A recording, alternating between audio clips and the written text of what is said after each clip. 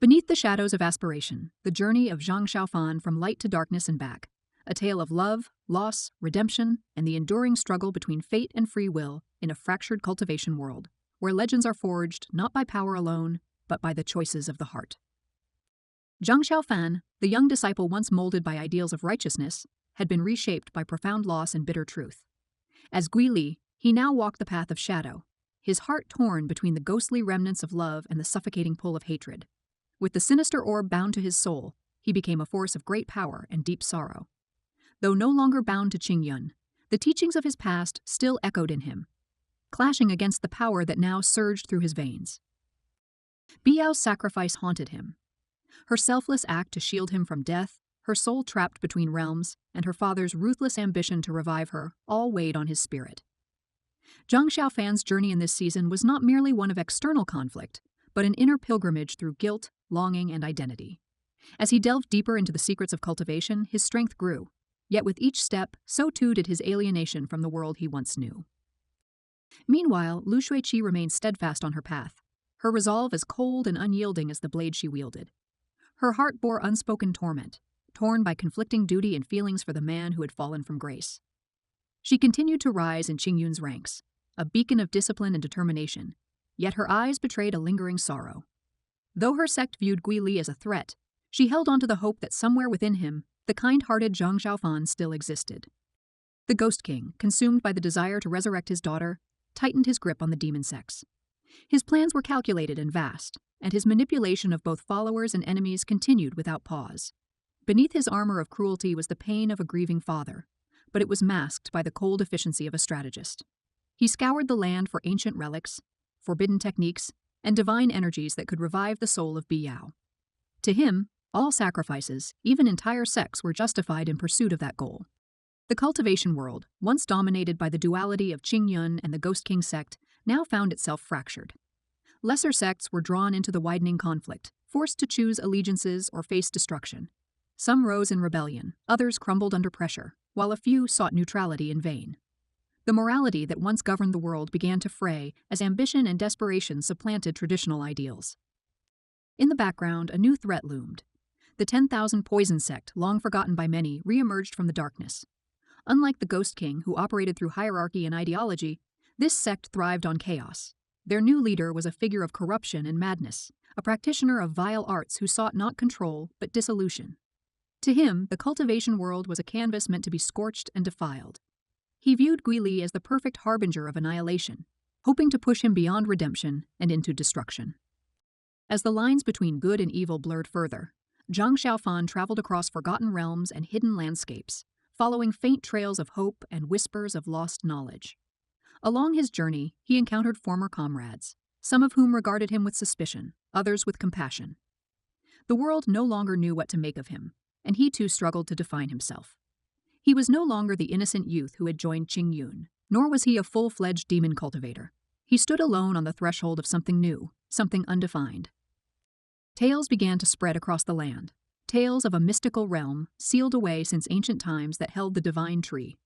This entity was said to be older than the heavens, and its power was associated with the cycle of life and death itself. Legends spoke of its ability to cleanse tainted souls, to resurrect the dead, and to reweave fate itself. The Ghost King believed the divine tree held the key to his daughter's resurrection. Zhang Xiaofan saw in it a chance for salvation. Lu Shuiqi feared it would become a battlefield drenched in the blood of those chasing impossible dreams. The race for the divine tree began. Sects both great and small prepared for the journey, knowing that only a few would survive the trials guarding this sacred realm. Ancient ruins were uncovered. Maps written in celestial script were deciphered. Blood was spilled in the pursuit of knowledge. Those seeking glory, redemption, revenge, or rebirth all set out toward a singular destiny. Zhang Xiaofan's journey became one of increasing solitude. As he delved deeper into his cultivation, mastering forbidden techniques and drawing closer to the divine tree's location, he was forced to confront visions of the past. Illusions, memories, and nightmares plagued him. He saw Biao's face in his dreams, sometimes peaceful, sometimes twisted in torment. He saw himself as he once was, young, naive, and brimming with ideals, and as he had become, cold and distant.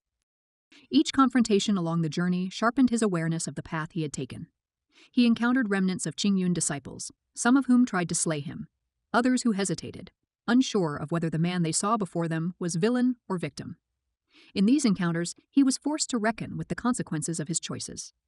The world had changed around him, and so had he, but the change was not entirely loss. Lu Shuiqi, unbeknownst to most, followed him from afar, not as a hunter, but as a silent guardian. Her presence, though hidden, was felt. She watched his actions, studied his aura, and tried to understand the shifting tides within him. Her loyalty to Qing Yun had never wavered, but her heart refused to believe that Zhang Xiaofan's soul had been extinguished. Each moment she witnessed him sparing lives, defending the weak, or honoring old vows only deepened her belief that he could yet return. As the entrance to the divine tree's realm was revealed beneath a celestial convergence, the final trial began. It was not merely a battle of strength, but of will. Each contender faced illusions drawn from their deepest fears and regrets. The realm tested their spirit, punishing hypocrisy and magnifying guilt. Many were destroyed not by swords or spells, but by the weight of their own hearts. Zhang Xiaofan, more than any other, bore the heaviest burden. He was forced to relive the death of Bi Yao over and over, forced to watch as his past self failed again and again. He faced the version of himself he might have been had he remained in Qingyun, had he never grasped the sinister orb, had he not been consumed by vengeance. But instead of breaking him, the trial reforged his heart. He emerged humbled, tempered by grief, but no longer defined by it. On the other side of the realm, the Ghost King pressed forward with unrelenting force. His power, bolstered by countless sacrifices, allowed him to suppress even the celestial guardians of the divine tree. He began the ritual to force Bi Yao's soul into an artificial vessel, an act that would violate the natural order and corrupt the tree's sanctity. The sky turned crimson as energy surged wildly through the roots and branches of the divine entity. The realm quaked, sensing the transgression. Zhang Xiaofan arrived just as the ritual neared completion. Though weakened by his own trial, he confronted the Ghost King. It was not merely a battle of spells and swords, but of wills. Father against the man who had loved his daughter. Vengeance against redemption. The divine tree responded to their emotions, its roots binding them, its leaves shedding light and shadow alike. The realm itself trembled as ancient energies awakened. Elsewhere, Lu Shuiqi broke through the final boundary, arriving amid the storm of energy. She found herself torn between her sect's teachings and her own heart's calling. Seeing Zhang Xiaofan risking everything not for power but to save Bi Yao's soul, she realized that the man before her was neither demon nor savior, but something more human, a soul who had suffered, changed, and still chose love. The confrontation reached its peak, with the divine tree growing unstable. The Ghost King's ritual had corrupted the energy flow, threatening to collapse the realm entirely. Zhang Xiaofan, drawing from the last remnants of his internal strength, made a choice not to resurrect Bi Yao through force, but to release her soul and let her pass on. It was a decision born of love, not possession. And in that moment, the divine tree responded. The ritual shattered. Bi Yao's soul, appearing as a luminous wisp, drifted free from the vessel. The divine tree, recognizing the purity of Zhang Fan's choice, bathed the realm in radiant light. The corrupting influences were purged, and the Ghost King, now powerless and broken, fell to his knees as the spirit of his daughter passed on in peace. Zhang Xiaofan collapsed, drained but no longer burdened.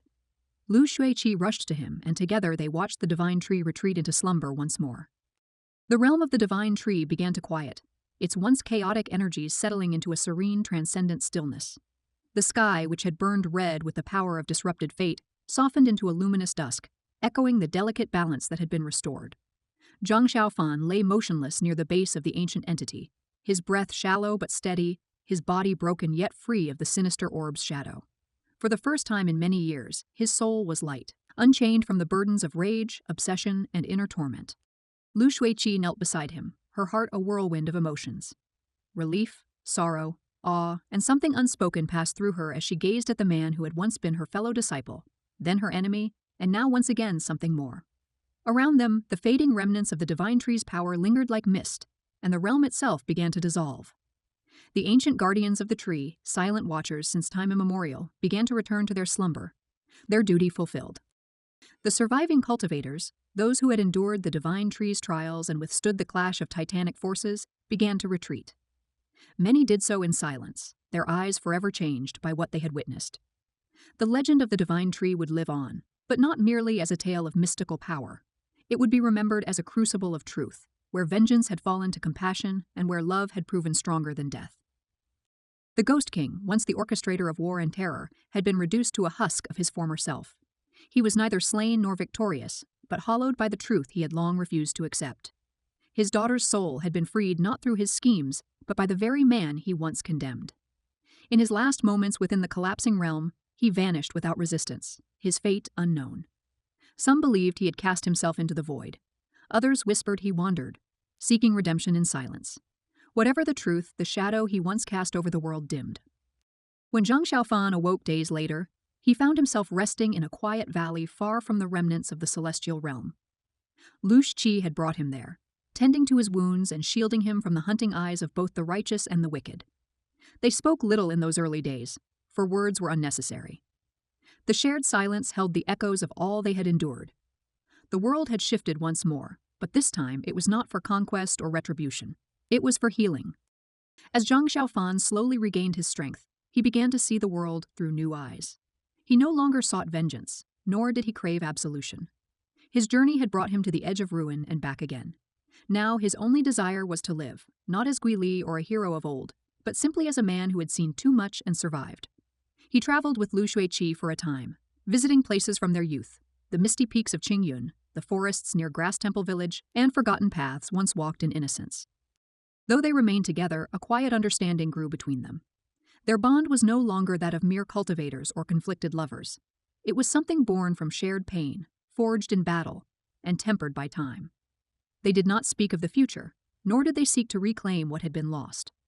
Instead, they protected the fragile peace they had earned, guarding one another not from enemies, but from the ghosts of their pasts.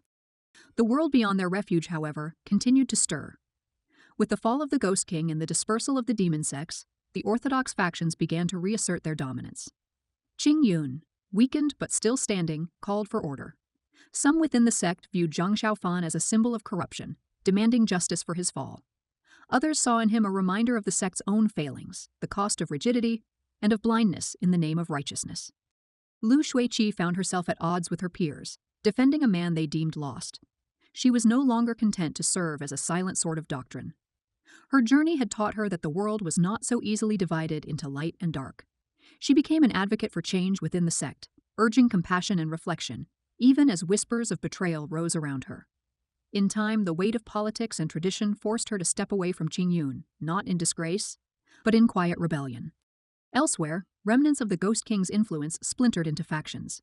Some continued his work in secrecy, holding on to hopes of reviving their former power. Others faded into obscurity, their will broken, their ideology lost. The 10,000 Poison sect, without guidance, descended into anarchy and self-destruction, their ambition having overreached their capability.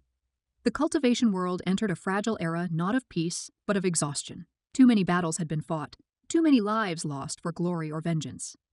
Now even the most zealous warriors hungered for rest. Zhang Xiaofan, though no longer a central figure in the affairs of sects, did not vanish. He became a mythic presence, wandering from village to village, aiding where he could, protecting where he must. He carried no banners, wore no sect robes, and bore no hatred. To those in need, he was a quiet guardian. To those who hunted power, he was a warning. Stories spread of a man in black robes who spoke little, whose eyes carried the weight of 1,000 tragedies, and who disappeared like mist after every act of kindness. In time, he and Lu Shuiqi parted ways, not out of division, but mutual understanding. They had carried each other through the worst, and now it was time to walk their own paths. She returned to the mountains, seeking solitude and purpose away from the shadows of the sects. He journeyed to forgotten corners of the land, retracing steps from a lifelong past, sometimes stopping in villages where no one knew his name, content to simply be. Years passed, and with them the world slowly changed. New leaders emerged among the sects. The next generation of cultivators grew without the same rigid doctrines. The tale of Zhang Xiaofan and the divine tree became legend, told in quiet corners of inns, etched in old scrolls, and sometimes debated in Qingyun halls where no conclusion was ever agreed upon. Some called him a traitor redeemed, others a hero forged in darkness. A few believed he never truly existed, that he was a symbol created to explain the unexplainable. But in the hearts of those who had walked beside him, who had seen the truth behind the myths, Zhang Xiaofan remained something else entirely. A man who had lived every shade of humanity, who had lost and loved, who had fallen and risen, not as a cultivator or a saint, but as a human being who had refused to be defined by others. On a quiet spring morning, far from any sect or battlefield, a traveler came upon a small shrine at the edge of a forest. It was unmarked and humble, surrounded by wildflowers and the sound of wind through trees. The traveler knelt and lit a candle, not knowing why, only feeling a strange peace in that place. No name was carved into the stone, no tribute demanded, only a single lotus had been left by someone days earlier, faded but untouched. And in the mist beyond the trees, a figure watched for a moment, then turned and disappeared into the quiet world.